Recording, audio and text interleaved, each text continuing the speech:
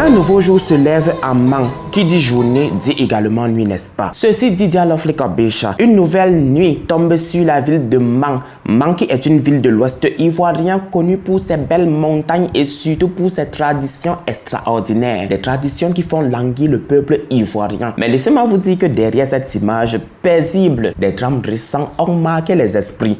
Des drames récents ont secoué terriblement la ville de Mang. Le 19 juin 2025, l'aube s'annonce. Koné Ibrahim quitte la maison familiale à moto et ce après avoir partagé un repas en famille.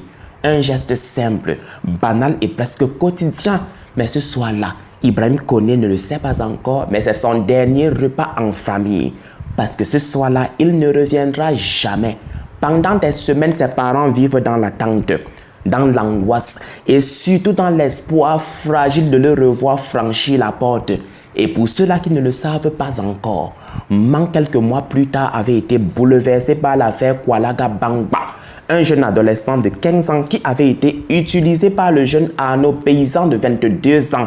Et ce dans un macabre rituel pour devenir extrêmement riche en 10 jours. Alors quand Ibrahim Koné disparaît, la peur ressurgit. En Mang, chaque disparition résonne désormais comme une menace. Et lorsque son corps est finalement retrouvé abandonné dans une fosse septique inachevée, laissez-moi vous dire que c'est toute une communauté qui s'effondre. L'affaire Ibrahim Koné n'est pas seulement celle d'un meurtre. C'est l'histoire d'une famille brisée, d'une ville traumatisée et d'une société qui cherche encore à comprendre comment de tels actes peuvent se répéter encore et encore.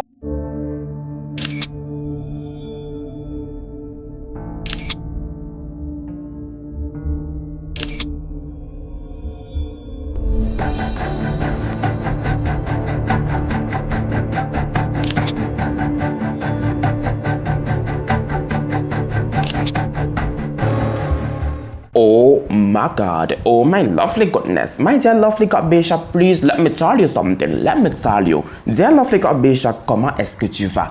J'ose croire que tu te portes comme un charme, parce que j'aime à penser que le soleil danse encore dans tes pensées. Mais si par hasard le ciel s'alourdit, s'il te plaît, dear lovely God Bécha, souviens-toi, entre nous les âmes se comprennent, il n'y a pas de masque à porter par ici. Ici, tout le monde porte l'éclat sincère de la joie. Ici, tout le monde a les bras ouverts de l'amour et de la bonne humeur. La joie, l'amour et la bonne humeur qui poussent comme des fleurs sauvages au bord du cœur. Tu l'as très bien compris, nous sommes de retour sur Mang où nous allons parler de l'affaire Koné Ibrahim. Dear lovely God Bécha, le plus important, s'il te plaît, prends-toi quelque chose à boire, à grignoter et surtout, mets-toi dans le mood de la story. Avant de t'y mettre, papa, Chicho, pose-moi un like. Un like non, liker non, ça vous coûte quoi? Liker et YouTube va me classer finalement. Maintenant, dear lovely God Bécha, mettez-vous dans le mood de la story parce que moi j'y suis déjà. Are you afraid of the dark?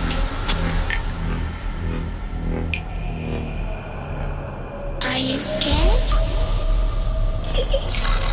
Dear lovely God Bécha, can you please let me tell you something? Let me tell you. Est-ce que j'ai encore besoin de vous le dire? Bien sûr que non, vous l'avez vous-même constaté.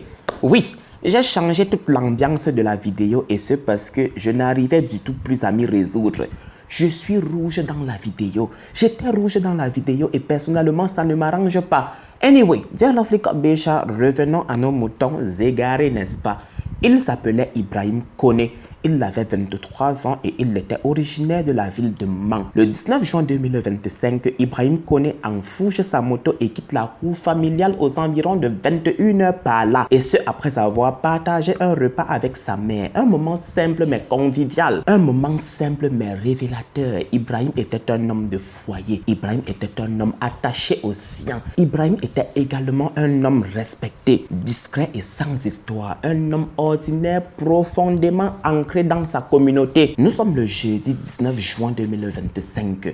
Une soirée ordinaire dans la cour familiale des Koné. Ibrahim Koné, 23 ans, partage un repas avec sa mère. Un moment de convivialité, de rire aux éclats et surtout de complicité entre mère et fils. Laissez-moi vous dire que rien ne laisse présager l'ombre qui s'apprête à s'abattre. Aux environs de 21h par là, Ibrahim Koné enfourche sa moto TVS rouge et noire et quitte la cour familiale. Il ne le sait pas encore, mais c'est la dernière fois qu'il dîne avec sa mère.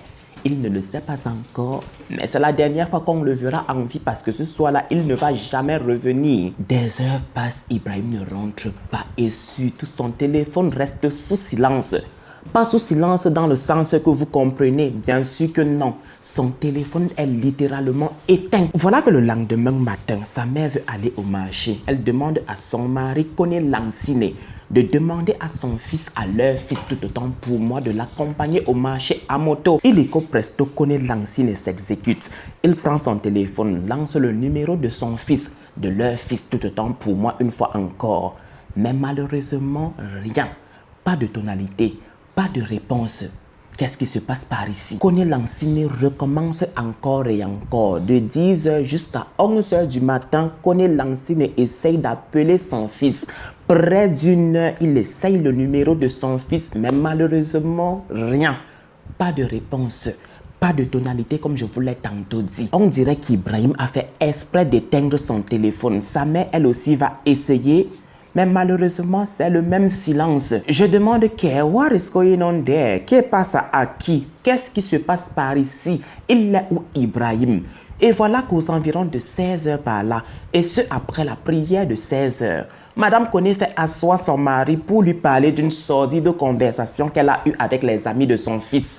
Et d'après les amis de leur fils, Koné Ibrahim est passé aux environs de 22h récupérer les clés avec eux en leur disant qu'il retourne se coucher, qu'il s'en va se coucher. Mais laissez-moi vous dire que ce comportement ne colle pas et les amis d'Ibrahim sont formels. Depuis qu'on le connaît, il ne s'est jamais comporté ainsi. Depuis qu'on le connaît, il n'a jamais agi ainsi. Depuis qu'on le connaît, il n'a jamais éteint son téléphone, même pas pour une seule minute. Vous vous imaginez bien que quand Lansine a entendu ça, illico presto, il s'est rendu avec les amis de son fils où son fils réside. Sur place, ils ont cogné à la porte. Ils ont frappé de toute leur force, mais absolument rien. Pas de réponse, pas de bruit, pas de signe de vie. On dirait qu'Ibrahim s'est volatilisé dans la nature. Et jusqu'à présent, son téléphone ne passe toujours pas. Ça a été fait un jeudi. L'enfant est sorti ici à 21h. Il est venu manger avec sa maman ici jeudi. Quand il est sorti maintenant, vendredi matin, sa maman partait au marché. Sa maman m'a dit, il faut appeler ton fils, il va m'accompagner. Bon, je l'appelle, le numéro là, ça passe pas. Je l'appelle, le numéro là, ça passe pas. Sa maman l'appelle, le numéro là, passe pas. Quand j'ai commencé 10h jusqu'à 11h, vraiment, le numéro là, passe pas. Après la prière de 16h maintenant, sa maman me dit, essayez de voir mon enfant encore. Je dis, qui? Ibé. Ouais, que ses amis là viennent me dire là, que Ibé a pris la clé à eux vers 22h, qui va venir se coucher. Bon, que ses amis disent que depuis ils sont ensemble là, qui n'a jamais fait ça. On est quitté là-bas, on est venu taper la porte, on a tapé la porte fatiguée qui n'a pas ouvert. C'est là que je suis venu trouver sa maman, elle a train de pleurer. Il dit, il y a quoi? Il dit, Ibé est disparu. Désormais, il est plus qu'évident, Ibrahim a disparu. Ses parents sont en alerte. Ses amis sont choqués. Et là, une seule question trouble leur esprit. Qu'est-ce qui s'est passé entre 21h et l'aube du 20 juin? Laissez-moi vous dire qu'à partir de cet instant, Koné Ibrahim n'a plus dormi. Koné Ibrahim n'a plus mangé. Koné Ibrahim ne pensait qu'à une seule chose, retrouver son fils. Désespéré, il a entamé une course contre l'invisible. Il a démarré sa moto et il s'est rendu dans le commissariat le plus proche. Et ce, dans le but de vérifier si son fils n'avait pas été arrêté, si son fils n'avait pas été raflé lors de la patrouille. Let me tell you something again. Les policiers cherchent, tournent les pages, fouillent minutieusement les registres et surtout vérifient les entrées de la nuit.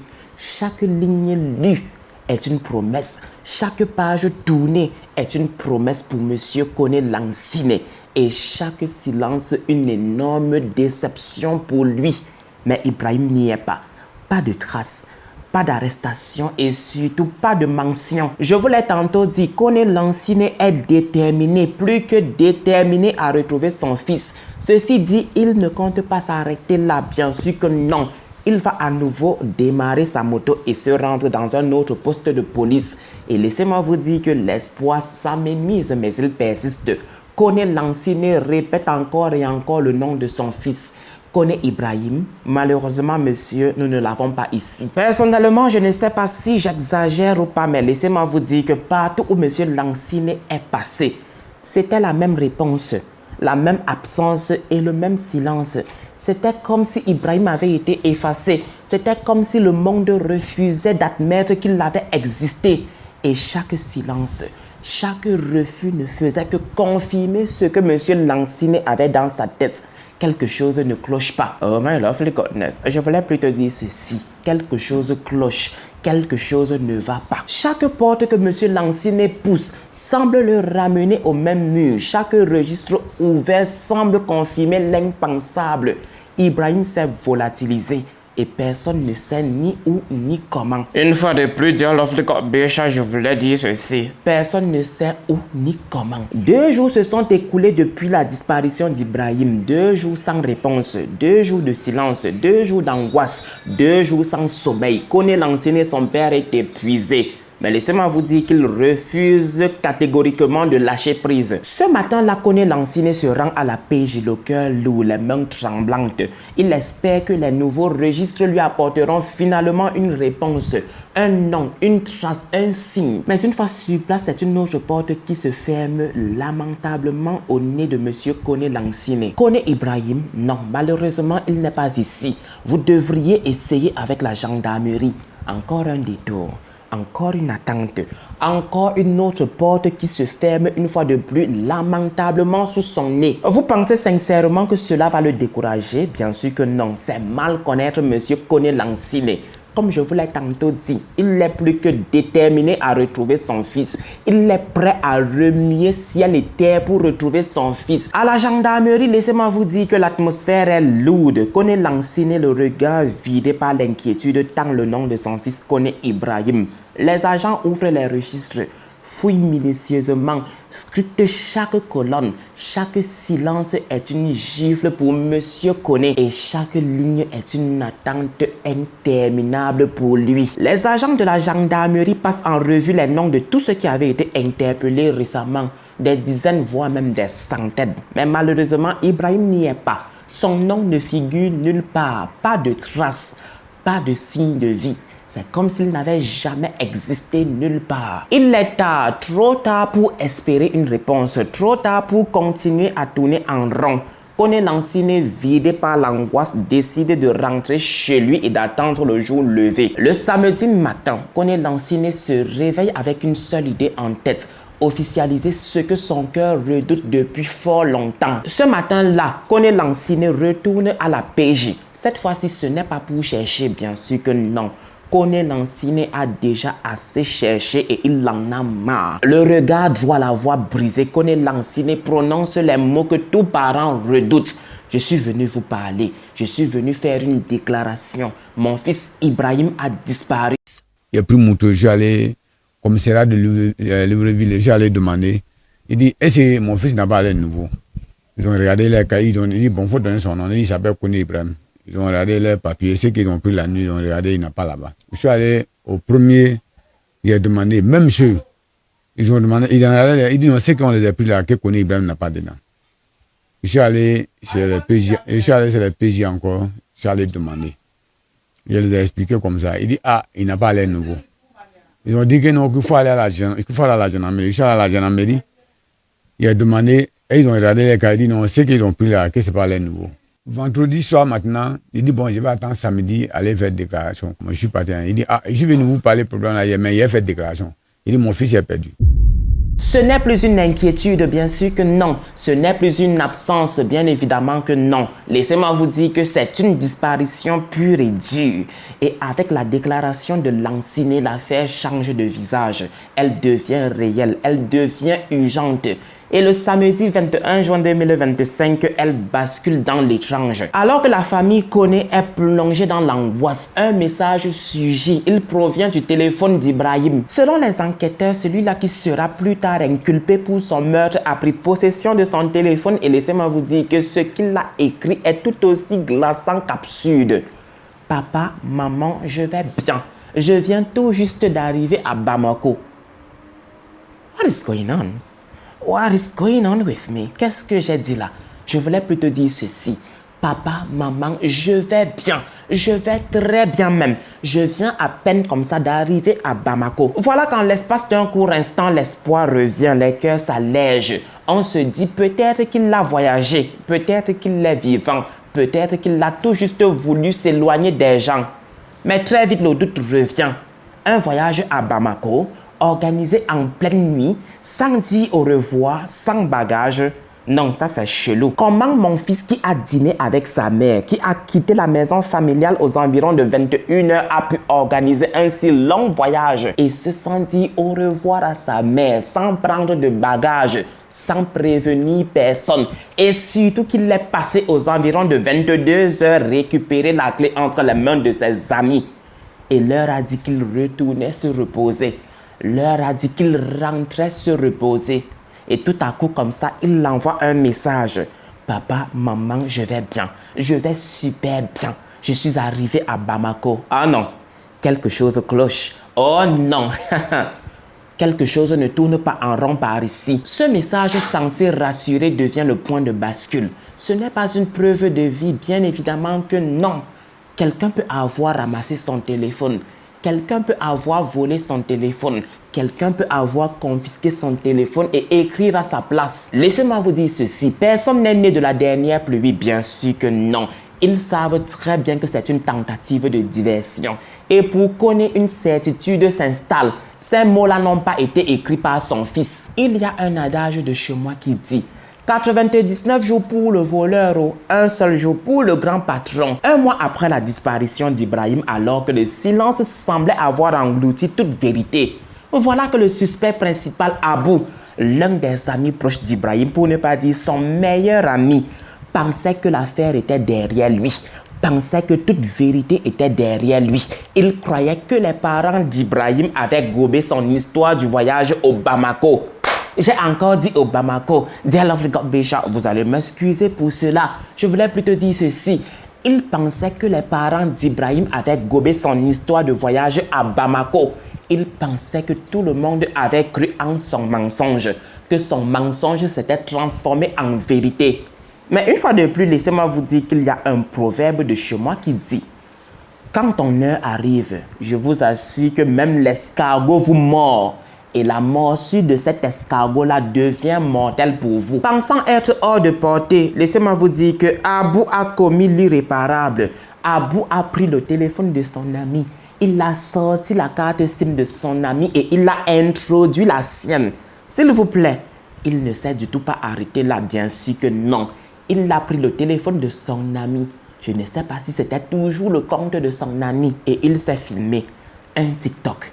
Un moment de vanité, un geste de trop. Ce simple clip partagé sans méfiance devient la faille. Et laissez-moi vous dire qu'il va bouffer au Njangui, il va bouffer à la tontine et il va le bouffer cher. Samedi 22h, c'est même criminel là qui a pris le portable de mon fils, parce qu'il a déjà tué mon fils. Il a pris le portable là, puis il a lancé un message pour dire que, parce que quand il fait un message là, ça sort sur le nom de mon fils.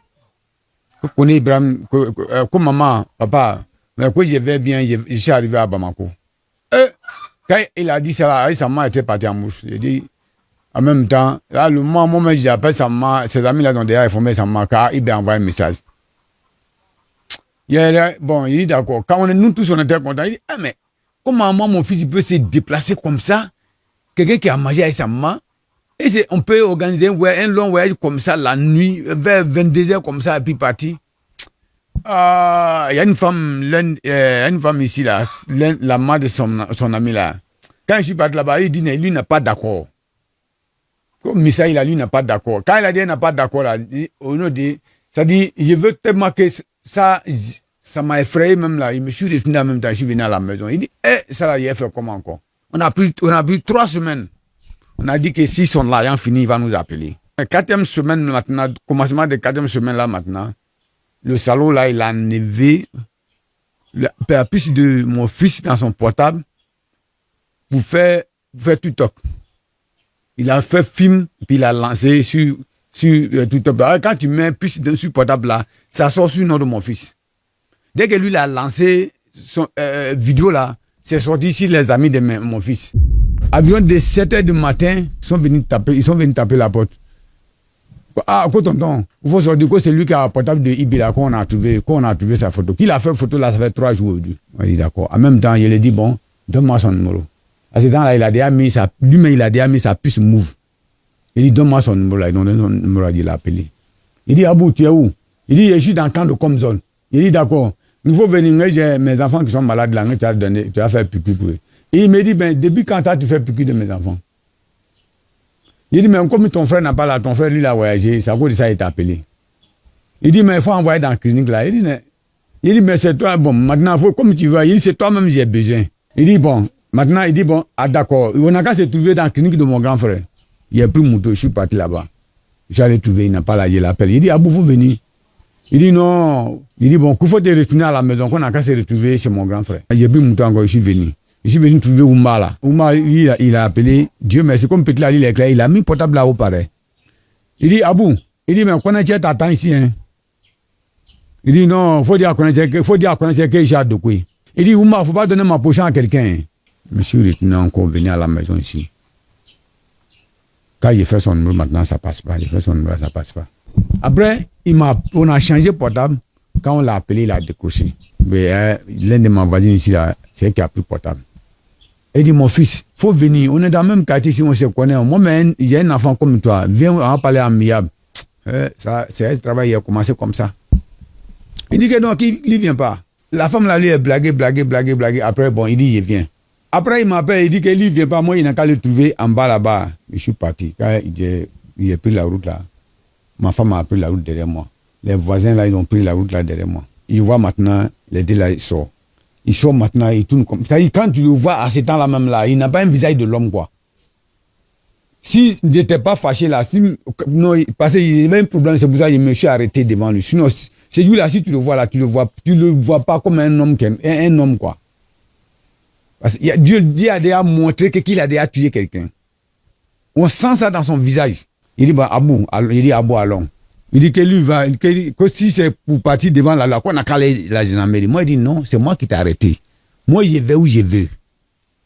J'ai appelé PJ. Quand PJ est venu maintenant, il n'a qu'à donner la main. Il dit, lui, ne donne pas la main. Ils sont tombés sur lui maintenant pour prendre sa main maintenant pour mettre comme la chaîne. Puis on est parti. C'est PJ là-bas. Même jour là, il dit qu'il n'a pas portable. Le PJ dit, bon, c'est que sur lui d'abord là, il n'a qu'à faire sortir. Quand il s'est fouillé là, il a fait sortir là, il avait combien celui-là, 3 000 quelques poussières celui-là. Il a fait sortir ça, il a déposé. Dès qu'il a déposé la glace sur la table, j'ai dit à le PJ, la clé là, c'est pour mon fils. Voilà, la clé là. Il dit, la clé là, c'est pour mon fils. PJ dit, mais comment tu as suffi ça, comment? Il dit, mais c'est la clé de mon fils. Moi-même, j'ai roulé sa moto. Je connais. Il dit, porte-clé là, ça se vend au marché. Mais il y a un signe dessus là, je vous montre pas. Mais dès qu'il a dit, c'est pour moi, il dit, la clé là, c'est pour mon fils. PJ lui a demandé, que tu as une moto? Pourquoi j'ai une nouvelle moto? Le ami de mon fils là, lui s'appelle aussi Koné Ibrahim. PJ a pris la clé là, il a donné à Koné Ibrahim. Ils sont venus chercher la moto, ils ont envoyé une moto. Dès qu'il a vu la moto encore, voilà un trace qui est sur la moto côté gauche là. Quand la moto là s'est arrêtée net, son ami est venu à la moto là, il dit, oh, c'est que c'est la moto de mon mougre. Il dit, mais voilà la trace là. Il m'a dit, il dit, moto là c'est pour mon fils.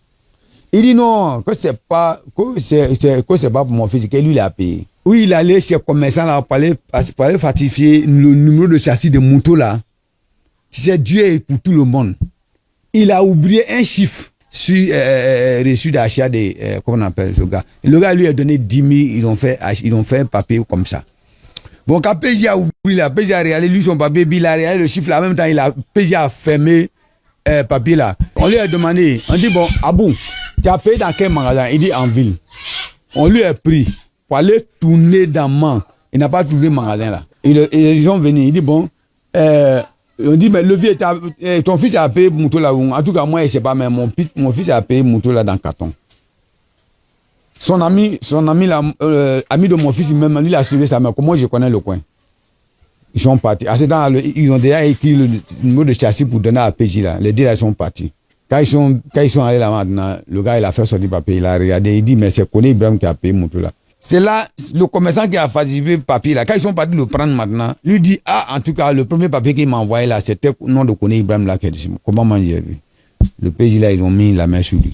Bon, maintenant, on a trouvé moto. J'ai dit à PJ, il dit, mais laissez à faire de moto là. Il n'a qu'à montrer où il a mis mon fils. C'est ça qui m'intéresse. Il dit, ça là, ça m'intéresse pas. Lendemain, On est venu parler en affaire de portable là. C'est quelqu'un, c'est un Satan. C'est un homme, il ne doit pas vivre au milieu de la société.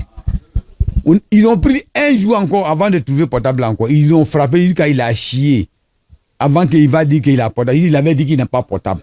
On a fait toute la journée là-bas ce jour-là. Il a dit à 17h, non, c'est vers 17h comme ça.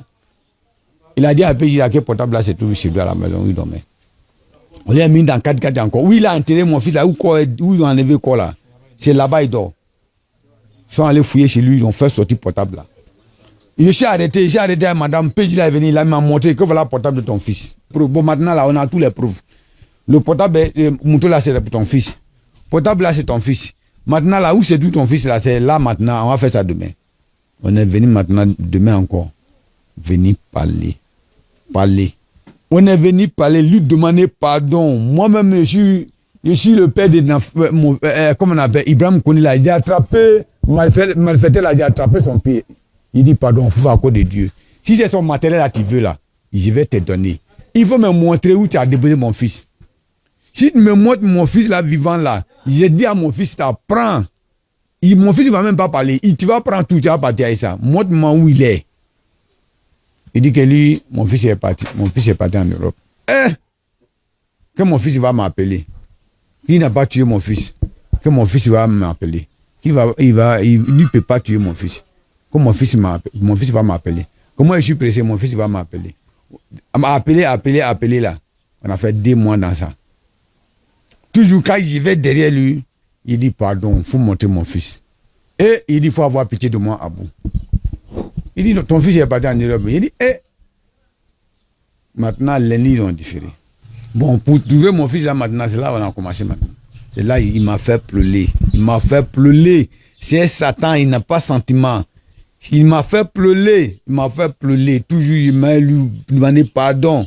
C'est-à-dire, on a mangé même pour préparer la même. Dès qu'on fait un peu, madame dit on a qu'à aller au PJ. On a qu'à aller, peut-être il a dit la vérité. Peut-être il a dit la vérité. Quand on vient dormir là, on dit peut-être il a dit la vérité. Une soirée, je suis parti vers 16h comme ça, je suis parti avec ma femme. Quand je suis parti avec madame maintenant, il a attendu ma voix dehors, il a dit à PJ qu'il faut appeler papa d'Ibrahim. Là, quand ils m'ont appelé maintenant, je suis parti. Il me dit, Kone, il dit, moi, je n'ai pas tué ton enfant. Quand ton fils qui s'en va en Europe. Il dit, mais mon enfant va partir comment? C'est là, et après maintenant, il me dit, nous trois, lui et moi, ma femme, il dit, j'ai donné 500 000 francs à ton fils. Il m'a dit, en tout cas, son portable là, il n'a pas payé. Il m'a dit, s'il a problème devant là-bas, il va donner là, je vais vendre mon portable là pour l'envoyer là. Il dit, Abou, tu dis rien. Il dit, tout ce que tu dis là, c'est faux. Il dit, il ne peut pas te croire encore dans ma vie. Il dit, tu n'as pas un homme. Il me dit, il dit, bon, si le jour ton fils il va t'appeler là-haut, souffrance que moi j'ai pris là, on va faire comment? Il dit, Abou, moi c'est toi-même qui as voulu ça. Moi-même j'étais un peu découragé. Mais PJ là est resté, il a resté par là, PJ là est fâché. Il a sauté, il s'est jeté sur lui. Il dit, levé, il faut sortir avec ta femme. Il dit, lui là, tu penses que lui là, c'est un homme de vérité? Là, je suis venu à la maison. Le lendemain, ma femme n'était pas là. Voilà où la vérité a tenu de sortir un peu. Mon fils a appelé sa maman dans un rêve. Ma femme m'a dit que quand ton fils m'a appelé sur ton portable dans un rêve, mais que toi tu n'as pas décroché, que c'est moi qui ai décroché, que j'ai causé avec ton fils. Que ton fils dit, comme maman, qu'ils sont quittés dans un couloir pour m'attaquer. Comme maman, qu'on m'a trahi. Ma femme m'a dit que le moment où mon fils parlait à elle, là, que mon fils était arrêté sur Moutou, là, il était arrêté, ça dit, il était arrêté. Dès qu'il a arrêté Moutou, là, c'est comme ça s'est passé. Dès qu'ils ont arrêté Moutou, là, il est quitté dans le couloir là, pour attaquer mon fils avec un couteau, pour égorger. Il dit, maman, il dit à Dula, hey, maman, mon sœur,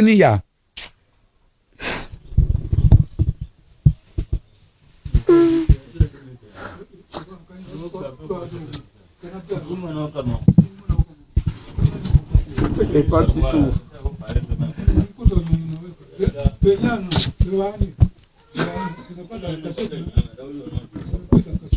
Il dit, maman, on m'a trahi. Le jour où ma femme m'a dit ça, que rêve là, il m'a dit ça là, il était couché dans le maison. Je me suis levé en même temps.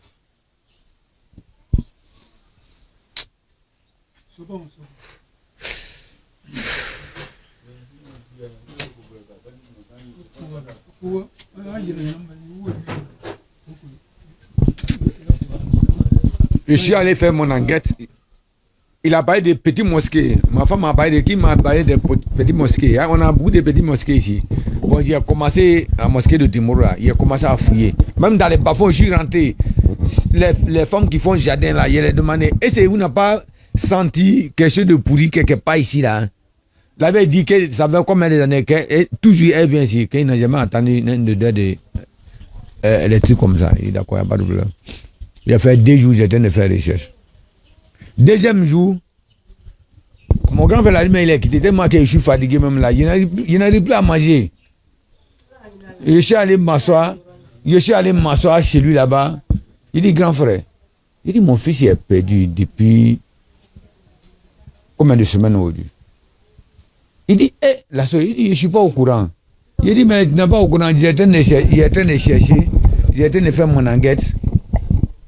Mais oui, il y a les parents m'ont dit, là, ça, j'ai en train de faire enquête. On dit qu'il y a un sang qui était versé quelque part ici.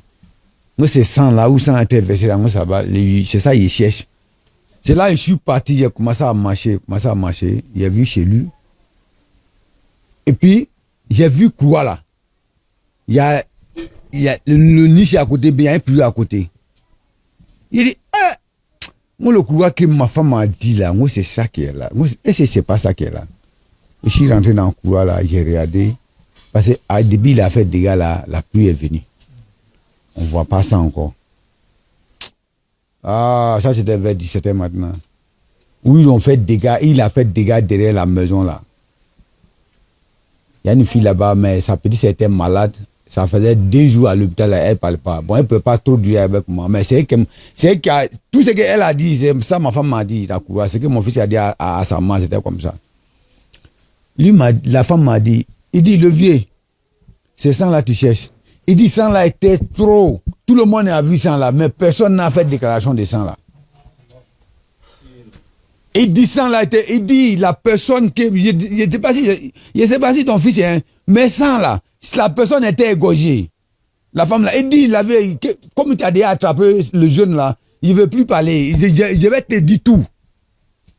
Que sinon quand il était là, tout le monde avait peur de lui. Parce qu'il a égorgé mon fils quand il était sur moto. Dès qu'il a garé, il a attaqué en même temps. Quand il a attaqué maintenant, et en même temps, il a poussé mon fils là dans le couloir là. Quand il a poussé mon fils là dans le couloir là, au lieu de se défendre, quand il met sa main ici, quand il met le mi là, quand il met sa main ici, sans là, il dépose ça sur mi là comme ça, il dépose ça sur mi là comme ça, il dépose ça sur mi là comme ça.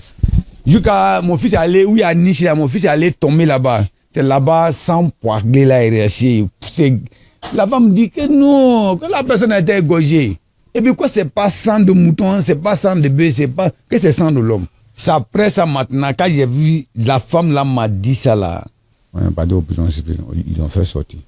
Il dit, Abou, je suis venu te voir la dernière fois. Il faut me dire la vérité. Si tu ne m'as pas dit la vérité, moi j'ai regardé Dieu, je ne vais plus venir encore derrière toi ici.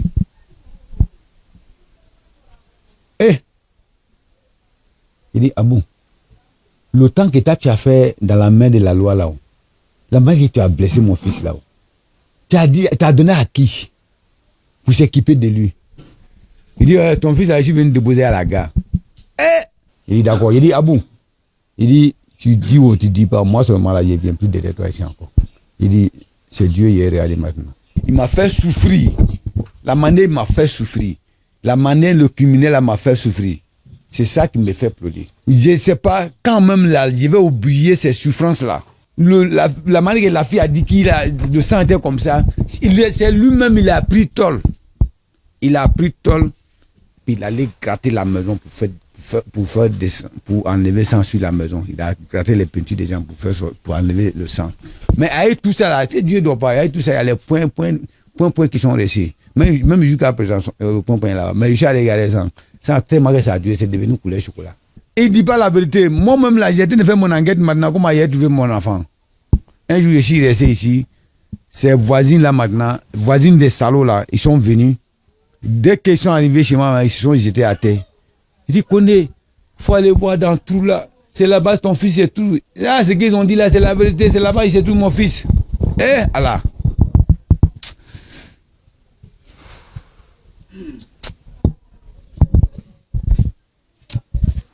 Il a pris 2 jours pour travailler sur tout là. Il n'avait pas moyen pour payer les gens. Je suis allé derrière PJ. PJ est venu. Quand PJ est venu, quand il a tué mon fils là, il a pris photo de trou là.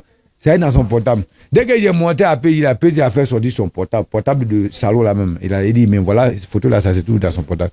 Il a dit, mais c'est ici, c'est tout mon fils. Là, c'était samedi. Samedi, on a travaillé parce qu'il a enterré direct dans le trou pour mettre la tête dessus. On a fouillé à côté, on n'a pas trouvé. On dit, bon, demain, dimanche, je suis allé, le mois où je suis arrivé, le grand frère qui n'est pas là, lui, sa femme allait chercher les jeunes. Ils ont commencé à travailler. Fouiller, ils n'ont pas vu. Il y a les amis là, ils m'ont dit, non, hey, je te dis, mon ami là m'a dit, il dit, mais je te dis que ton fils n'a pas mort. Il dit, ton fils n'a pas là. Il dit, d'accord, il n'y a pas de problème. Mon cœur est fragile encore. Et puis, il n'a pas seul. La manière qu'il a enterré l'enfant là, il n'a pas seul. Il n'a pas seul. Trou là, ils ont creusé en bas. Creusé en bas. Ils ont poussé mon fils là, dans tout là. Poussé maintenant, barré. C'est là maintenant, je suis allé à la justice. On m'a appelé là-bas, je suis parti. Le juge m'a dit qu'il n'y a pas quelqu'un qui l'a appelé, hein, pour dire qu'il n'a qu'à venir monter le corps de l'enfant là. Qui dit, actuellement là, qu'il ne dort pas. Quand il veut dormir là, mon fils vient lui dire qu'il faut dire la vérité à mes parents. Parce que Dieu sait qu'on est fatigué, on est fatigué. Que mon fils vient lui dire qu'il faut dire la vérité à mes parents. Quand il veut dormir la journée, que mon fils dit, que mon fils vient derrière lui, il faut dire la vérité à mes parents, qui n'arrive pas à dormir. Ça y est, la manière, le film de Nigérien, là, moi, on regarde là, ça a été comme c'est là maintenant. Il a dit à le gardien des prisons civiles là, qui n'ont qu'à appeler la justice, qui va dire la vérité. Are you afraid of the dark?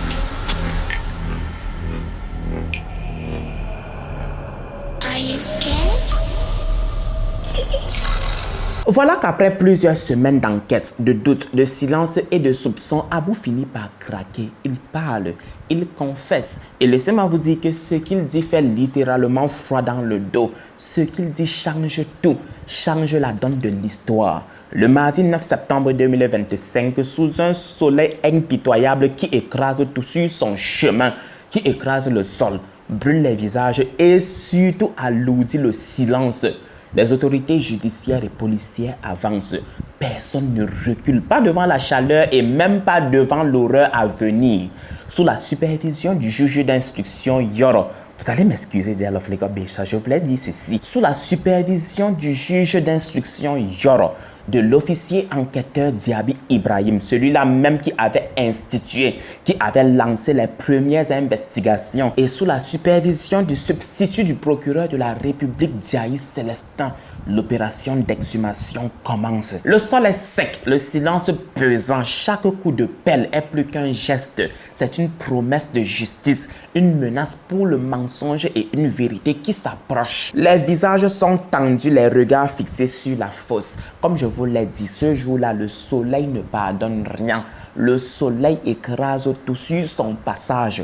Le soleil écrase le sol, brûle les visages et alourdit le silence. Et surtout, il éclaire une scène que personne n'aurait jamais voulu voir. Laissez-moi vous dire ceci, les riverains sont là figés, médusés, les regards se croisent, se détournent et se figent à nouveau. Ce qu'ils voient dépasse l'entendement.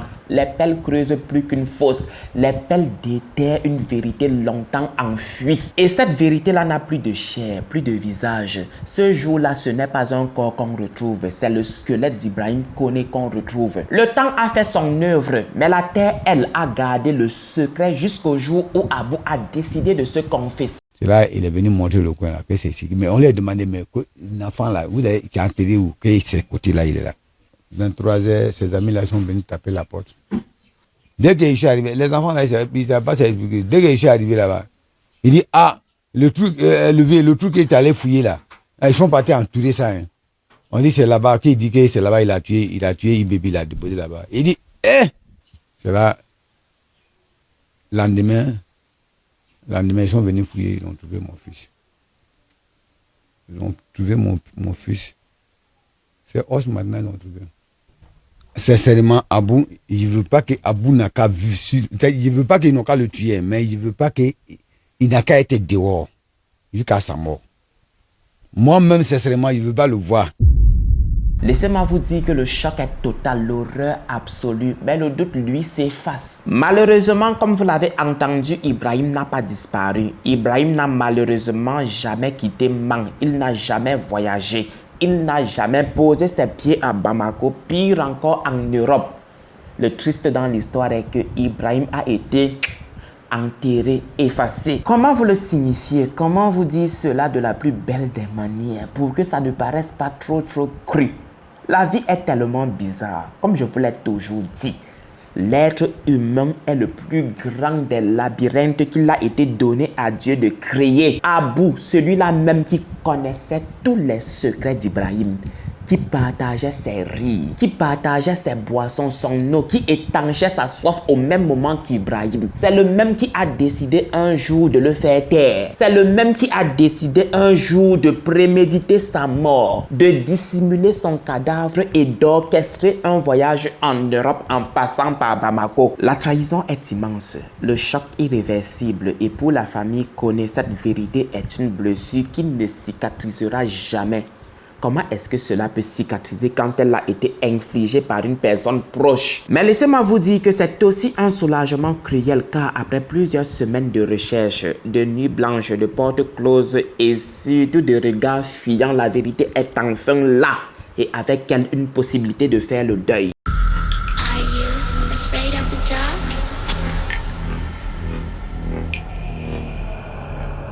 Are you scared?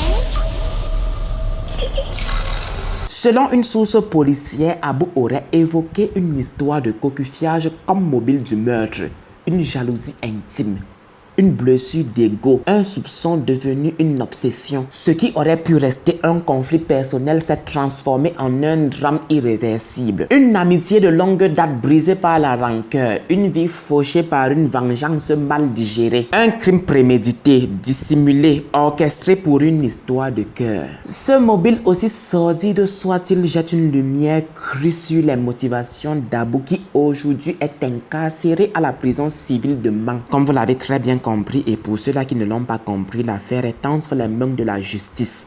Le juge d'instruction Yoro est chargé de faire toute la lumière sur les circonstances de ce drame, d'établir les responsabilités et surtout de comprendre les motivations profondes qui ont poussé Abou à son ami de longue date Ibrahim Koné. La rigueur des enquêtes menées par l'officier enquêteur Diaby Ibrahima et suivie par le substitut du procureur Diaye Célestin laisse entrevoir un dossier solide et minutieusement construit. Les témoignages, les éléments techniques, les aveux, tout converge vers un procès qui s'annonce lourd de révélations. Et j'ose espérer que la justice ivoirienne nous permettra d'avoir une issue du procès. Mais en attendant, la mémoire d'Ibrahim Koné reste marquée par la brutalité de son départ, mais surtout par la ténacité des enquêteurs qui ont permis de retrouver son corps et de faire éclater la vérité. Are you afraid of the dark?